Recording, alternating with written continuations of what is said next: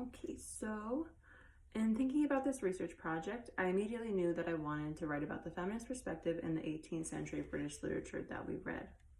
My original focusing question was, how do female authors Aphra Behn and Margaret Cavendish depict female characters in a male-dominated society? However, after the research challenge and after working with Mel and Professor Rogers, I was able to narrow down my focusing question to how does the female author Aphra Behn depict Amoinda in Oroonoko in a male-dominated society? So to dive into this topic, I began to search the databases of folklore and quickly found many sources that focused on Amoinda. So I found three common threads throughout my sources that I chose. Amoinda's characterization, Bain's progressive description of the Black female heroine, and a comparison between Amoinda's description and the other central characters in the text. So to begin to dive in, I will first discuss the language that Bain used to describe Amoinda. So she was described as the female equal to Oroonoko. She also is set apart by describing non-European traits like the detailed cultural carvings all over her body. So Bain writes, "One may imagine that when we paid her a treble respect, and though from her being carved in fine flowers and birds all over her body, we took her to be of quality before. Yet when we knew Clemene was Amoinda, we could not enough admire her. I had forgot to tell you that those who are nobly born of that country are so delicately cut and raised all over the forepart of the trunk of their bodies that it looks as if they were japanned and the works being raised like a high point around the edges of the flowers. Some are only carved with a little flower or a bird at the sides of the temples, as was Caesar, and those who are so carved over the body resemble our ancient pics that are figured in the chronicles, but these carvings are more delicate." So in addition to her physical description, while Oroonoko is exclusively referred to by his slave name, Caesar, and the remainder of the play, Amoinda is actually respected enough to be given back her original name. So the last line of the text reads, "Thus died this great man, worthy of a better fate and a more sublime wit than mine to write this praise. Yet I hope the reputation of my pen is considerable enough to make his glorious name to survive all ages, with that of the brave, the beautiful, and the constant Amoinda." So Amoinda is also the impetus for most of the story's conflicts. She is sold into slavery after her virginity is taken. They then try to escape slavery when she becomes pregnant, and then Oroonoko can't die in the end of the story before he kills her. Bain also gives Amoinda contrasting dichotomies in her character. On one hand, she's described as submissive and frail, and faints into Oroonoko's arms on two different occasions. But at the same time, she's given the ability to be strong and capable when she helps save the other slaves in the slave revolt and injures some of the slave owners. It seemed to me when I was reading the text that Bain had a conflict between women as being submissive and being dominant and powerful. I think maybe this could be a social criticism.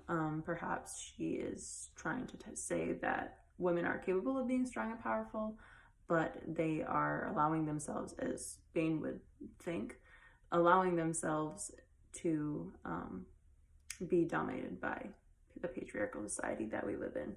Not that I would agree with that, but we know that Bain was not exactly the feminist icon that we associate her with. So my second finding was that while Amoinda herself was multifaceted, Bain was also using her to represent a progressive archetype of a Black female heroine. So Aphra Behn was trailblazing an unusual prototype for Black female heroines in British literature at this time. Black female characters weren't exactly popular in most of this British literature, and those that existed definitely weren't the strong and capable character that Amoinda was in Oroonoko. But while she was progressively described, I thought it was important to note that she was also realistically constrained to the racist patriarchal society that she lived in. So my final point was that many of the sources that I used focused on Amoinda's characterization in relation to other central characters in Oroonoko. So Bain uses gender role reversal in her description of Oroonoko and Amoinda. She characterized Oroonoko as a passionate man He shows his emotions frequently and is often overtaken by his emotions. He's even decorated with some of the female carvings along his temple. On the other hand, he's also described as being incredibly beautiful physically, and I think that Afrobane focuses more on his physical characteristics than Amoinda's throughout the text. But on the other hand, Amoinda is also described as a heroine. She takes agency over her body many times throughout the text and protects her own friends and loved ones in battle, which is typically a very masculine associated trait.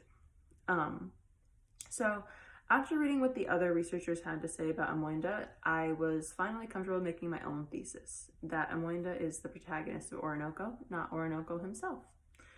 So I think this for many reasons. The first being that the main conflict of the story is centered around her. As I previously mentioned, they are sold into slavery when Amoinda loses her virginity, and then after she becomes pregnant, that's when Oroonoko decides he wants to escape slavery, and then he doesn't even allow himself to die without first killing her. And then, of course, Bane's tribute to Amoinda in the final line as the beautiful and constant Amoinda. In addition to the basic plot structure, Amoinda is set apart from the other characters in her description. She is described with non-physical attributes, and we get to hear a little bit about her character throughout the story, though it is mostly based on purity and modesty. And she's also described physically as set apart from her peers through the unusual carvings all over her body. I think that Bane had to make Amoinda fit the male-dominated society of her period, so she couldn't be as radical with the text as one would expect from the protagonist of the story. But the tribute that Bane writes at the end of the text is strong enough in itself for me to believe that she was the protagonist.